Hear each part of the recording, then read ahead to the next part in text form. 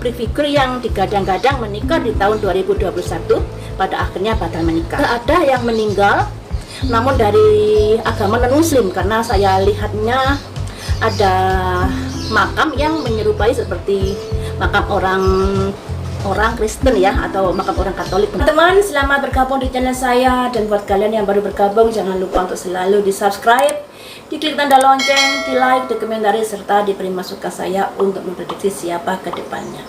Sebelum saya memprediksi tentang sesuatu ya, saya akan bercerita panjang lebar dulu tentang kisah sejarah. Di kerajaan Majapahit ini merupakan kerajaan yang bisa menyatukan Nusantara di zamannya kala itu. Bahkan kekuasaan Majapahit sampai ke luar negeri.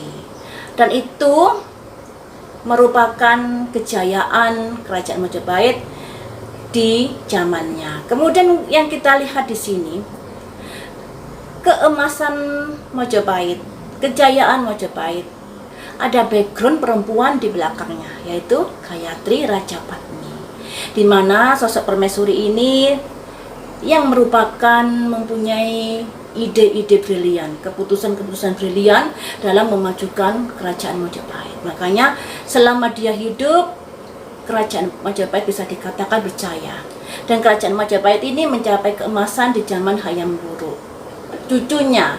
Dan saat itu Gayatri juga menjadi semacam penasehat di dalam kerajaan. Dari situlah kita mengetahui sosok dari kejayaan Majapahit tak bisa dilepaskan dari perjuangan Gayatri Rajapatni. Ya, jadi yang namanya keberuntungan, pamor, kewibawaan itu bisa juga dikarenakan maksudnya sosok dari seseorang. Dan hari ini saya akan memprediksi tentang Ibu Desire dengan Pak Hotma Sitompul. Kalau menurut saya, keberuntungan Pak Hotma, pamor, dan kewibawaan ini ada hubungannya dengan Ibu Desire. Yoninya ini Ibu Desire. Karena itu, jika nanti seandainya Pak Hotma dengan Bu Desire ini sampai berpisah atau sampai berantem, sekalipun mungkin bercerai atau tidak, hubungan mereka ini nantinya akan terjadi gap, yang artinya hubungan, misalnya mereka terus berumah tangga, yang terjadi hubungan hanya sebatas status tapi tidak ada komunikasi yang bagus ya. Jadi bisa dikatakan saya bisa mengambil kesimpulan hubungan yang terputus. Dan jika itu terjadi, kemungkinan karir Pak Hotma akan bisa menurun. Karena menurut penglihatan saya, pamornya ini di Bu Desire, nyoninya di Bu Desire. Seperti zamannya Pak Harto dulu, begitu Putin meninggal, pamor Pak Harto menjadi menurun karena keberuntungannya, pamornya, kewibawaan ada di Putin Soeharto. Ya, seperti itulah. Namun, nggak ada salahnya kita prediksi melalui kartu tarot. Apa yang saya lihat betul apa tidak, kita cross-checkkan di sini ya guys. Jadi yang saya lihat, pamornya Pak Hotma Sitompul setelah permasalahan ini bergulir. Sekalipun itu bercerai atau tidak, karena saya meyakini seandainya mereka tidak bercerai, yang terjadi hubungan juga miskomunikasi. Jadi setelah kejadian rame dengan Bu Desire ini, bagaimanakah karirnya Pak Hotma ke depannya? Saya kocok dulu ya guys.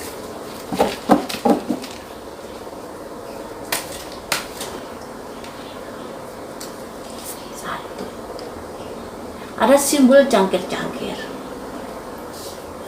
Juga ada simbol bulan, yang artinya apa yang terjadi permasalahan dengan Bu Desire membuat Pak Hotman menjadi kurang fokus di dalam karirnya. Kartu yang nomor 2 ini. Ada simbol ini yang artinya karir mengalami penurunan. Walaupun nggak langsung jatuh, tapi mengalami penurunan. Kalau misalnya pamornya sekarang 100, kemungkinan nanti bisa menurun menjadi 50% pamornya.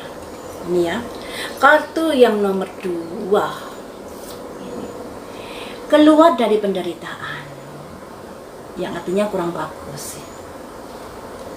Kartu yang nomor 4 ini. Ada simbol matahari bersinar, Ini kartu yang bagus. Kemudian kartu yang nomor 5 ini. Beban berat yang dipikul, tapi dia berusaha untuk selalu, maksudnya berusaha untuk meneruskan kehidupannya.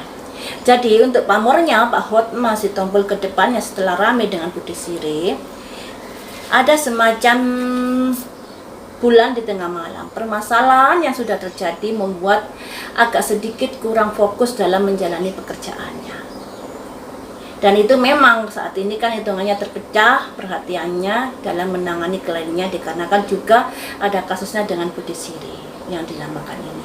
Kemudian adanya terpecahnya pikiran itu membuat kondisi kewibawaan, pamor dan lain sebagainya menjadi menurun. Apalagi sekarang kan aib dibuka di publik, mau nggak mau ya akan membuat pamornya menurun, kewibawaannya menurun dikarenakan hal itu juga. Kemudian di sini berusaha keluar dari penderitaan menuju masa depan yang lebih baik lagi. Ya. Jadi ada usaha untuk keluar dari permasalahan yang ada, perjuangan dalam mencapai kehidupan yang lebih baik ke depannya. Dan walaupun hal itu harus dilakukan dengan susah payah. Yang dilambangkan ini ada tongkat yang terinjak dan satu tongkat dipinggul, yang artinya apapun yang terjadi, penderitaan apapun yang sudah dijalani harus tetap dijalani dan tetap berusaha maju ke depan. Ini ya, ini untuk pamornya Pak Hotma Sitompul. Jadi ada penurunan pamor, tapi Pak Hotma ini masih berusaha gigih untuk memperjuangkan karirnya di dunianya. Dan itu berusaha semaksimal mungkin agar pamornya semakin meningkat nantinya.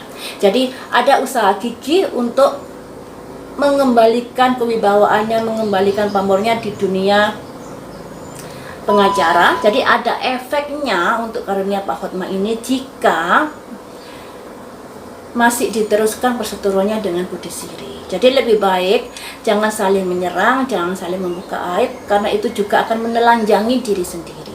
Lebih baik diem, terus diadakan kesepakatan perundingan yang adil-adilnya agar tidak ada gejolak-gejolak di belakang hari nantinya, dan akan semakin clear masalahnya. Dikarenakan ini loh ya, kalau masalah ini terus menerus berlarut, yang terjadi pamornya, kewibawaannya ini akan menjadi turun. Dan untuk memulihkan itu perlu sebuah perjuangan yang sangat keras. Terus untuk Budi Sirih bagaimana ke depannya?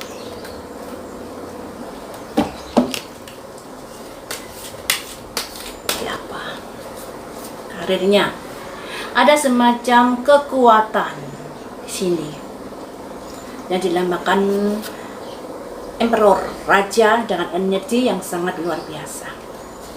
Kemudian kartu yang nomor 2 ada tonggak awal, merupakan pondasi awal. Kartu yang nomor 3 ada simbol wanita dengan bawa tongkat, yang artinya tegas melangkah, walaupun juga ada hubungannya dengan feminim, yang artinya Budi Sirih ini kan bekerja sesuai dengan keahliannya, talentanya yang ada hubungannya dengan feminim, melukis, memasak, seperti itu, ada hubungannya dengan kewanitaan, dan itu sudah dilaksanakan ya. Kemudian kartu yang nomor 4 ini bintang, guys. Apapun yang diinginkan Budi Sirih bisa tercapai di dalam karirnya, di dalam kehidupannya nantinya setelah putus dengan Pak Hotma Sitompul ini ya. Kemudian kartu yang nomor 5 ini kekuatan, mempersiapkan segala sesuatunya dalam menghadapi sebuah masalah. Jadi kartunya Budi Sirih ini kebalikan dengan kondisinya Pak Hotma. Kalau Pak Hotma tadi ada simbol kartu yang kurang bagus, yaitu simbol-simbolnya ini 2 kartu yang kurang bagus. Ada semacam penurunan pamor, kewibawaan, juga ada semacam masalah yang dihadapi dan dia ingin keluar dari permasalahan tersebut, berusaha sekuat tenaga untuk memulihkan pamornya, karena hal itu ada hubungannya dengan pekerjaannya. Sedangkan untuk Budi Sirih ini malah dimudahkan dalam kehidupannya, yang dilambangkan ini. Setelah permasalahan dengan Pak Hotma ini, Budi Sirih menjadi full energi, full kekuatan, menjadi sosok yang sangat tegar di dalam kehidupannya.